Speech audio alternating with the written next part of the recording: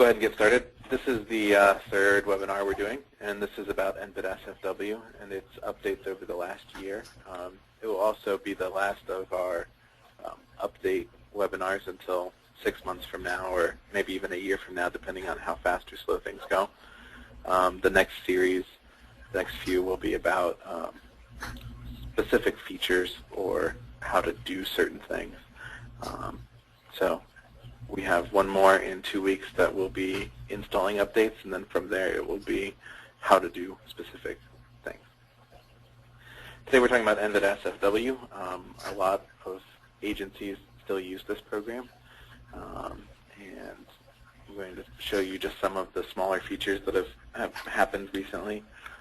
Well, recently is the last year for EnvidasFW, and we'll talk about moving forward and what's going to happen in the future of it. The version that I'm showing you this on is 198, as you can see down here in the lower part of the screen.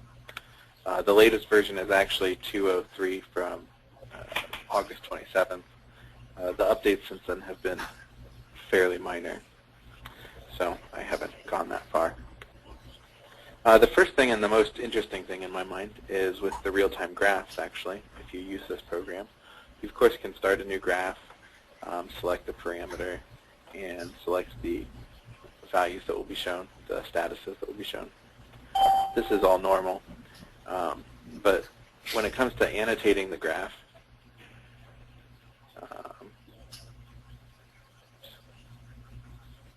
this one doesn't want to let me annotate it.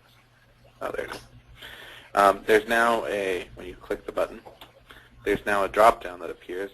You can type in the drop-down as before, but it holds a list of preset items.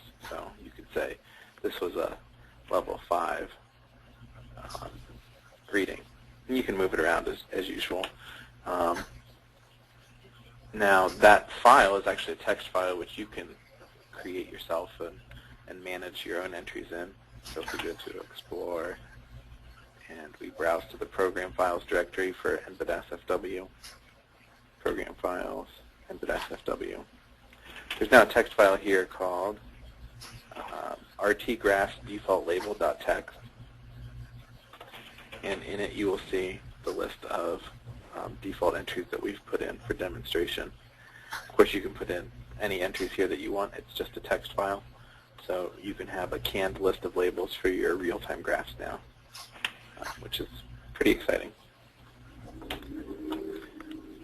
Additionally, in the reporter, there are a couple new features. The reporter is, of course, the program that you can use at the site to run historical data reports. Hello, Nathan. Hello? Yes. Yes. Lewis. And Yes. I'm sorry I'm not getting any video. Get on Connecting.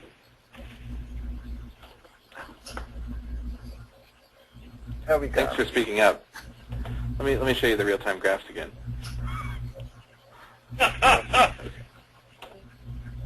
I'll edit this out in post-production before I put it up on YouTube. Don't worry about it. I'm sorry. Okay, so real-time graphs one more time. You can start a graph.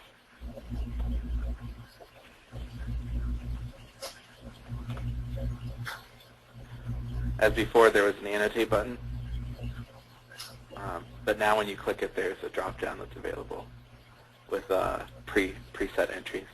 So we could add an entry here, and that's what appears. So you don't have to type it. You can just use your mouse to select it from the drop-down. That is determined by a text file, which is in Program Files.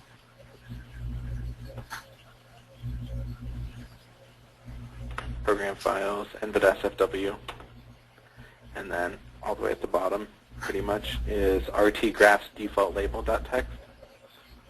And this is what I was saying that you can see is just a straight text file. You can add and edit this as you need. Is that better, Lewis?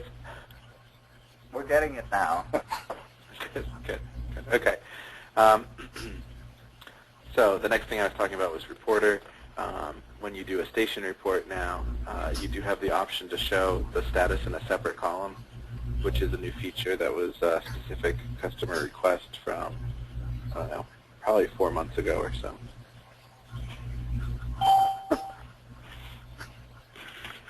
January, when that was added. There is an edit menu in the reporter, which some of you know about and some of you have it hidden from you. Basically, there was a feature that allowed this to be turned on and off, and now it's turned off by default, which was another user request. That's important. And the last major edit to the EnvidasFW reporter is in the matrix you can now select which time base you're going to construct your averages from. So you don't have to use a 60-minute table anymore, which is especially useful if you do not have a 60-minute table.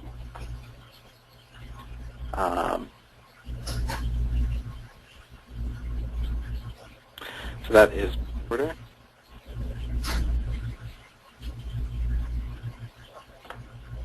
The last thing that's worth mentioning, and maybe Steve, I don't know if you can vouch for me on this or not, but if you have a Campbell data logger, a CR1000, Steve Miller with the state of Idaho has worked hard with one of his techs, Sean Sweetapple, to make it so that that can be pulled with EnvidasFW. That required some Modbus configuration of the CR1000. But I believe that the last I heard was it was working. Is that still true, Steve? Yeah, that's good. Good. Good. I sent an email asking for some documentation if you guys have it so that we can help other people in the same boat. I know there's some other state agencies that do use the CR1000 to record their metadata, and you might be interested in doing that as well now that it's possible.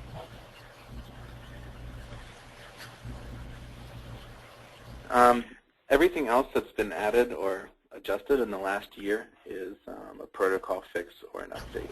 So, new protocol or small bug fix to a command or other protocols. So now I just wanted to mention where EnvidasFW is going for us. The first thing that I'm sure everybody is interested in knowing is how long we've supported, and the answer to that is that we do not end of life the products that we sell, so we will continue to support it as long as you continue to use it. There will be bug fixes. If you find a bug and look to us, we can still have a programmer fix those bug fixes. So it's fully supported in that manner. When it comes to protocols, we won't be adding any new protocols for new instruments unless you're specifically requesting it. And in that case, it might even come with a quote or a charge to integrate that into EnvidasFW. So we will be supporting it with bug fixes, and we can add protocols, but they might come with a charge. New protocols will always be added to Envidas Ultimate first, and EnvidasFW later if they're requested. But as far as operations and continuing going with what you have at a station, there should be no problems with remaining on EnvidasFW well into the future, too. That's pretty much it for EnvidasFW. Are there any questions?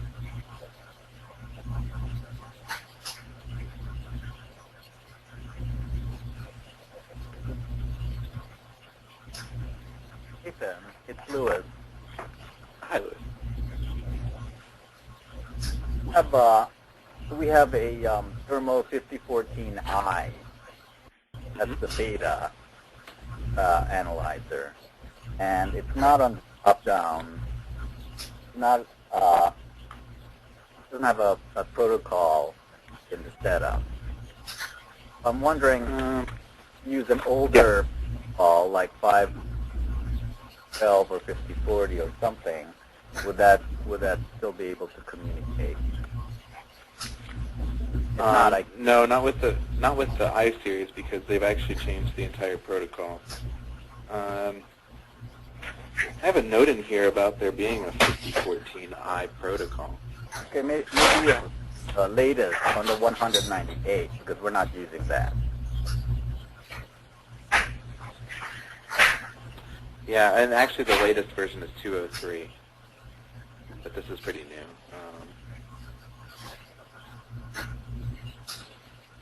Probably being more careful. There's a 5014i. 14i. Okay, good. That answers my question. It was added August 14th, 2011,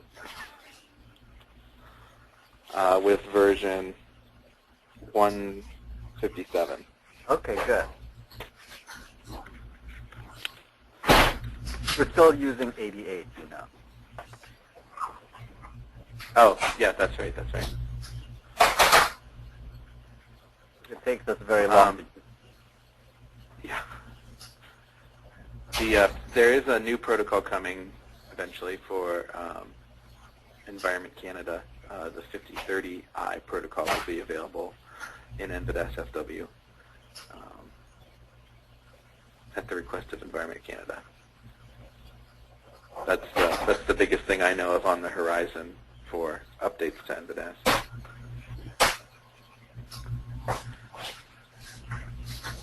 Are there any other questions?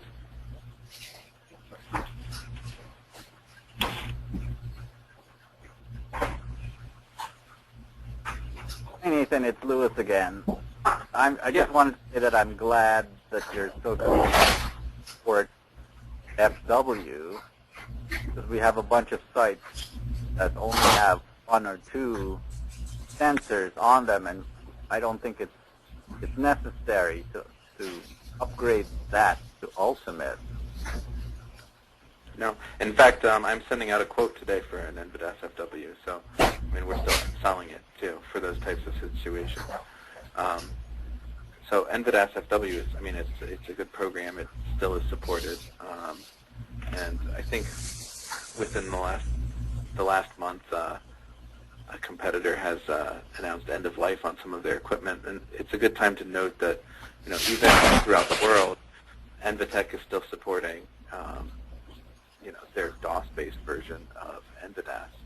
So EnvidasFW might get less attention, and it certainly won't get new protocols unless requests are made. And if that's the case, then we'll move forward then. But it's still supported, and we will still answer questions about it, and we still have to test the new versions when they come out for you, and all of that will continue to happen. Hey Nathan, this is Steve. We talked to Andy, or emailed Andy a little while ago. We're getting a bunch of 1405 TOMs from Thermo and 1405Fs, and his response was that he believed that they had protocols developed for that for EnvidasFW. Do you know if that's the case? This is a new protocol then?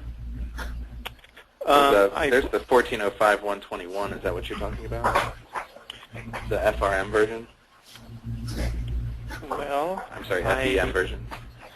Yeah, one's an FEM, and that's the 1405-F is what Thermo sells that as. I think that the standard TOM. I think that this is the F1, and I think that the main difference, let's look at it, yeah.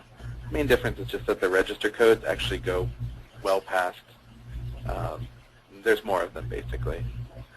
And then the upper registers have some interesting, worthwhile information in them, so that's what the additions are.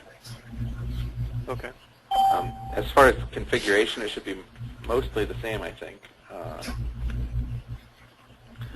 I can double check on all of that, though, and see. The state of New York, I believe, has added some of these at one point or another. Yeah. I don't see that Brian's in here, but I think that they added one about a year ago. One of the first ones.